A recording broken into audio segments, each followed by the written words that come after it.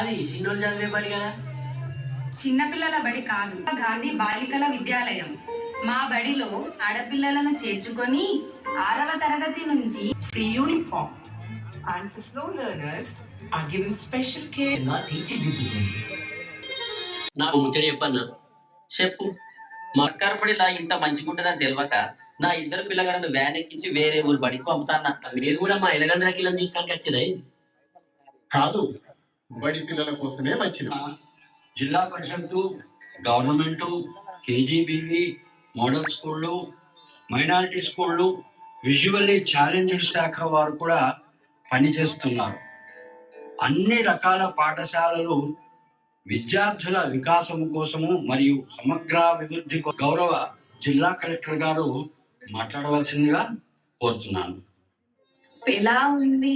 మన ప్రభుత్వం మీకోసం ఎన్నో రకాల పాఠశాలలు నిర్వహిస్తున్నది.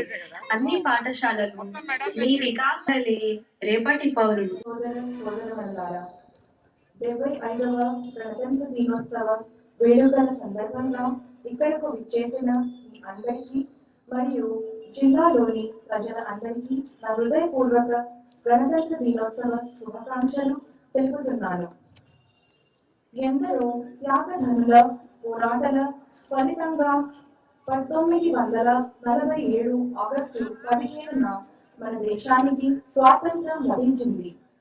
ప్రజాస్వామ్యం, లౌకికవాదం బునాదిగా మన భారతరత్న డాక్టర్ బిఆర్ అంబేద్కర్ గారు రచించిన రాజ్యాంగం 1950 జనవరి 26 నుండి అమలులోకి రావడంతో భారతదేశంలో సర్వసత్తాక ప్రజాస్వామ్యం గణతంత్ర రాజ్యాంగ అవతరించడంతో గణతంత్ర దినోత్సవాన్ని గొప్ప జాతీయ పండుగగా మనము జరుపుకుంటున్నాం. త్యాగధనులందరినీ ఈ సందర్భంగా స్మరించుకుంటూ జోహార్లు అర్పిస్తున్నాను.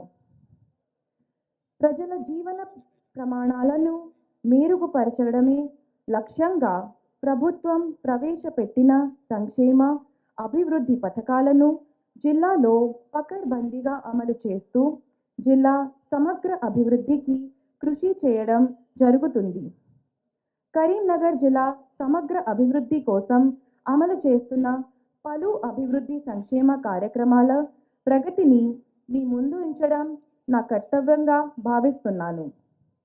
మహిళలకు గౌరవాన్ని, ఆత్మరక్షణను, భద్రతను కల్పించే దిశగా తెలంగాణ ప్రభుత్వం ఆర్టీసీ బస్సులో బాలికలు, మహిళలు మరియు థర్డ్ జెండర్లకు రావత్ తెలంగాణ రాష్ట్రంలో ఎక్కడి నుండి ఎక్కడికైనా ఉచితంగా ప్రయాణం చేసేలా ప్రభుత్వం మహాలక్ష్మి పథకానికి రూపకల్పన చేసింది.